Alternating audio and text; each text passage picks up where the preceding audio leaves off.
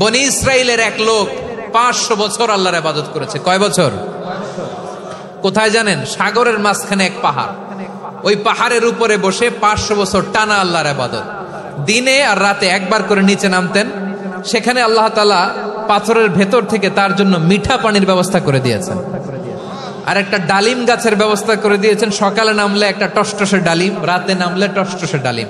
এগুলো খেয়ে খেয়ে 500 বছর সে আল্লাহর ইবাদত করেছে। আর সে আল্লাহর কাছে বলেছে, আল্লাহ আমি যখন মারা যাব সেজদারত অবস্থায় যেন মারা যাই।